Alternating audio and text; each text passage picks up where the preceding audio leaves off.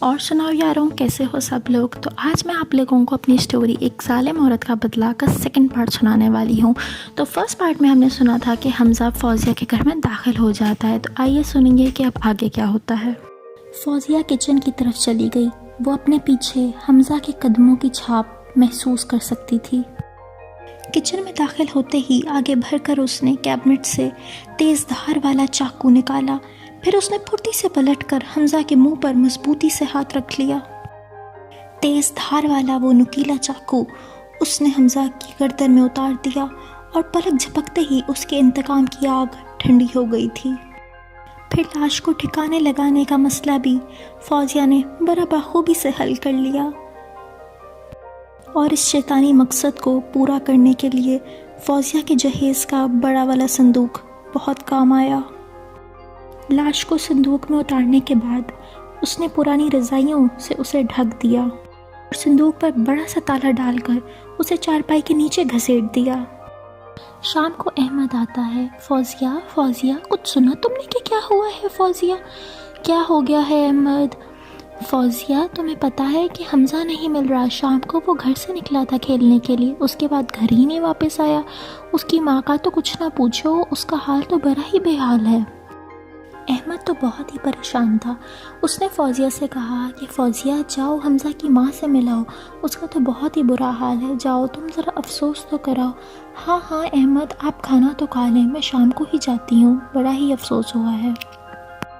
شام ہوئی تو فوزیہ حمزہ کی ماں سے ملائی اور اس کے غم میں برابر کی شریک ہوئی، لیکن گھر آ کر اس کو ایک بے چینی سی رہی۔ اب وہ بہت پریشان تھی، اس کا دل بہت بوجھل سا رہا۔ وہ کروٹیں رات کو بدلتی رہی، بے چین رہی، لیکن نیند میں سو نہ سکی۔ سامنے اس نے 2 قدم دور دیکھا جس پر احمد چارپائی پر آرام سے سو رہا تھا۔ یہ دیکھ کر اس کا دل اور بوجھل ہونے لگا اور وہ پوری رات کروٹیں بدل بدل کر تھک گئی۔ آخر کیا ایسا مسئلہ ہے؟ یہ میں سو کیوں نہیں پا رہی؟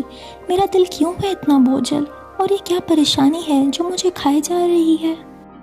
وہ اٹھ بیٹھی اور چارپائی کے نیچے صندوق میں رکھی لاش کو دیکھنے لگی۔ اب اس کا دل بہت وہموں میں گھر چکا تھا۔ اس کا دھیان بار بار اس صندوق کی طرف جاتا تھا اور اتنا خوف تو اسے اس معصوم کی جان قتل کرتے ہوئے بھی محسوس نہ ہوا تھا۔ یہ خوف اس کے ذہن میں بار بار آتا، اگر کسی کو پتہ چل گیا تو نہیں کسی کو پتہ نہیں چلے گا، کوئی صندوق کھولے گا تو پتہ چلے گا نا، اور ایسا تو میں ہونے ہی نہیں دوں گی۔ اب حمزہ کے اغوا ہونے کا ہر کسی کو پتہ چل گیا تھا اور اس کو ہر ہسپتالوں، مساجد، اخبارات، یہاں تک کہ یتیم خانوں میں بھی ڈھونڈا گیا، مگر حمزہ نے تو نہ ملنا تھا نہ ہی وہ ملا۔ اب حمزہ کی ماں ممتا کی بے چینی سے پاگل سی ہو گئی تھی، وہ نفسیاتی سی ہو گئی تھی۔ رات کو وہ چیختی چلاتی، محلے دار اس کی آوازیں سنتے اور یہ آوازیں فوزیہ بھی سنتی، اور یہ سن کر اس کا دل بیٹھ سا جاتا۔ حمزہ تمہاری ماں تمہارے غم میں مر رہی ہے، حمزہ بس کر دو، اب گھر آ جاؤ میرے بیٹے، تمہاری ماں تمہارے غم میں مر ہی جائے گی، میرے بیٹے گھر آ جاؤ۔ احمد فوزیہ کے بدلتے روپ کو دیکھ کر پریشان تھا۔ فوزیہ تمہیں کیا ہو گیا ہے؟ تم ہر وقت ڈری سہمی پریشان کہاں گم رہتی ہو؟ فوزیہ کوئی بات ہے کیا؟ مجھے بتاؤ فوزیہ۔ نہیں احمد، ایسی کوئی بات نہیں ہے، میں ٹھیک ہوں احمد۔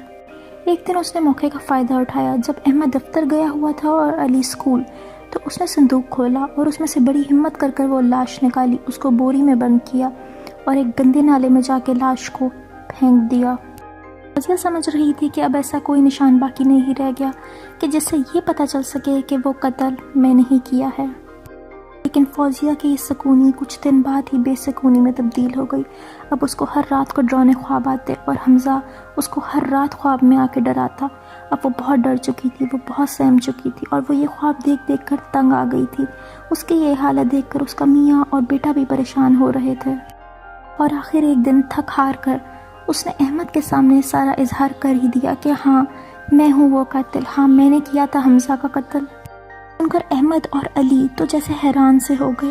علی کو تو اپنی ماں اب قاتل نظر آ رہی تھی اور حمزہ کی تو جان ہی چلی گئی کہ یہ تم نے کیا کر دیا فوزیہ، یہ تم نے کیا کر دیا؟ بیٹا تو میرا بھی تھا جس کی آنکھیں گئی تھیں، یہ تم نے کیا کر دیا؟ تم نے مار ہی ڈالا اس کے بیٹے کو، یہ تم نے کیا کر دیا؟ کوئی ایسے کیسے بدلہ لے سکتا ہے کسی کی اولاد سے؟ تم نے تو حمزہ کا قتل ہی کر دیا، یہ تم نے کیا کر دیا فوزیہ؟ یا اب اقرار جرم کر چکی تھی۔ اس نے خود احمد سے کہا کہ ہاں احمد، مجھے پولیس کے حوالے کر دو، اب میں یہ سب اور نہیں برداشت کر سکتی۔ حمزہ ہر رات میرے خواب میں آتا ہے، حمزہ ہر رات اس قتل کا بدلہ مجھ سے مانگنا چاہتا ہے۔ یوں میں پاگل ہو جاؤں گی۔ میں خود چاہتی ہوں کہ مجھے سزا دے دی جائے۔ میں اپنی ممتا میں اتنی پاگل ہو گئی، میں اتنی اندھی ہو گئی کہ میں نے دوسرے بچے کا قتل کر دیا۔ میں نے کسی اور ماں کا بیٹا اسے چھین لیا۔ مجھے بس کر دو، مجھے مر جانا چاہیے، مجھے پولیس کے حوالے کر دو۔ تو آج کی ویڈیو میں شاؤٹ آؤٹ دینے والی ہوں مظلوم جنید سندھی کو۔ انہوں نے میرے چینل کے لیے ایک بہت اچھا لوگو بنا کے بھیجا ہے، so thank you so much for that. تو آپ لوگ بھی ضرور جائیے اور ان کا چینل دیکھیں، لائک کریں اور سبسکرائب کریں۔ امید ہے کہ آپ لوگوں کو یہ کہانی پسند آئی ہوگی۔ اگر آپ لوگوں کو یہ کہانی پسند آئی ہے تو پلیز میری ویڈیو کو لائک کریں، سبسکرائب کریں اور کمنٹ کر مجھے بتائیں آپ لوگوں کو کیا لگتا ہے، کیا فوزیہ نے ٹھیک کیا؟ آخر اس کے بھی تو بیٹے کی آنکھیں گئی تھیں۔ کیا اس نے حمزہ کو مار کر ٹھیک کیا؟ کیا اس کو ایسا کرنا چاہیے تھا یا معاف کر دینا چاہیے تھا؟ کامنٹ سیکشن میں مجھے ضرور بتائیے گا۔ اللہ حافظ۔